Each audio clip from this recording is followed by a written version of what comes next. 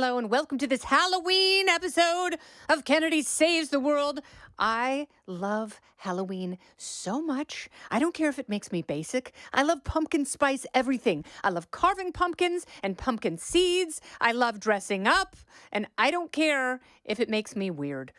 There are two kinds of people in this world. There are adults who love dressing up for Halloween. That's me. And people are like, it's immature. Adults shouldn't dress up on Halloween. I think they absolutely should. And even if you are the most serious, responsible person 364 days a year, 365 in a leap year like we're in, then you need to take one day where you do dress up. It doesn't mean you have to be a slutty cop or a slutty podiatrist, although it's hard to find women's costumes that have any breasticle coverage. But it does mean that you can have one day where you have a good time. It doesn't necessarily have to be about inebriation. Tonight, I am dressing up as a zookeeper, and Lemmy, my dog, my fat French bulldog, who was pleasantly plump, and he is on a diet, and he gets a lot of blueberries now. He is going to be Moo Deng, and he is perfect. He hates the costume. He hates all costumes. He hates wearing clothes. I think he's one of those people who's like, I'm an adult now. Adults don't wear Halloween costumes. But he's dressing up, we're dressing up, and we're giving out candy the old-fashioned way.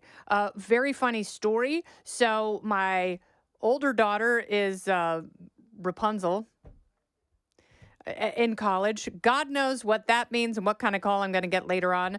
My younger daughter is going to be Dorothy, which I'm hearing is a very popular costume, I'm guessing, because of Wicked. But she was also Dorothy 9 years ago when she was 6 years old. So I think it's pretty great. She's going full retro, and I support it. I support her feelings. I will tell you, though, that Moo Deng and I were robbed. I don't know if I've discussed this on the podcast because it was so traumatic. So my building had a dog costume contest just a few weeks ago. They always do it around Halloween. So one of the costumes is the owner-pet combo. So both parties have to be dressed in a joint theme costume.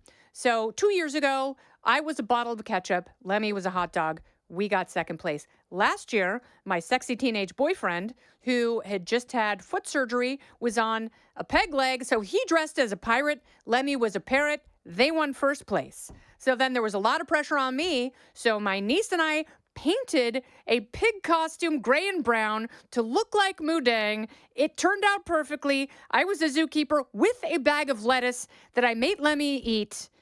And we didn't get a prize. We didn't get any prize. The woman who won the prize for best joint costume between owner and pet, you know what she was wearing? A black sweater and jeans. You know what her dumb dog was wearing? An Amazon pumpkin costume. It was an outrage. It was a theft. So next year, I'm going to be a conscientious objector.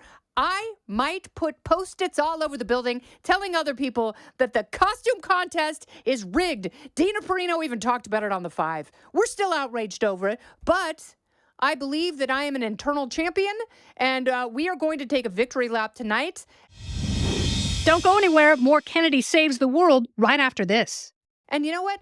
I'm holding over a tradition that started in California, where in the town where my girls were partially raised, Pacific Palisades, California, in the Palisadian Post, which is the local newspaper there, and everyone should do that. You know what they have? A contest where people divulge which house had the best candy. So all the houses would give out full-size candy bars. I'm giving out full-size candy bars tonight, and I'm not screwing around. If these kids don't leave my apartment door with diabetes, I have failed. So Moo Deng and I will be jacking up the sugar content on our floor in our building, and we do so with no apologies. Of course, Moo Deng is not going to eat chocolate because pygmy hippos and French bulldogs cannot have chocolate. Will I give him an extra handful of blueberries? Maybe I will. You know what? Because I'm a good, responsible pet parent, even if I am a costume loser. So if you need a last-minute costume idea. I saw a really cute one today. You take a black umbrella and you open it up, and then you take black pantyhose or black rope and you shove cotton inside and you staple it to the black umbrella. You put two googlies on. You're a spider. Okay? You just show up with something. Never, you should, if it were me, if I were Empress of the world, and at some point I might be, everyone would have at least 3 costumes at the ready. I've got a pirate wench, I've got a New York Ranger, and I've got probably 5 plushy animal zip-up onesies, which makes it sound like I have a fetish. I do not. They're very warm if you're walking your dog in the winter and you don't feel like putting on clothes. It's like wearing a zip-up robe. So yes, I might be a panda or a ladybug later in the night, and guess what? That's my own damn business. I'm a libertarian, and I'll do with my plushy costumes what I see fit with my sexy teenage boyfriend, who also happens to be one of those people who doesn't believe in dressing up on Halloween. Well, guess what? I have a feeling that he's going to be a giant panda bear come 9, 10 o'clock at night. Wink. All right, so go forth. Celebrate, forget politics for a day, eat a bunch of sugar, spike yourself with insulin if you have to. You're on Ozempic anyway, so it doesn't matter. Just go out there, let it all go for a moment, and be a kid. Have some fun. This has been Kennedy Saves the World. Have I saved you? I'm Kennedy. Listen ad-free with a Fox News Podcast Plus subscription on Apple Podcasts, and Amazon Prime members can listen to this show ad-free on the Amazon Music app. Oh, go ahead and leave me a review while you're there. I'd love to hear what you have to say.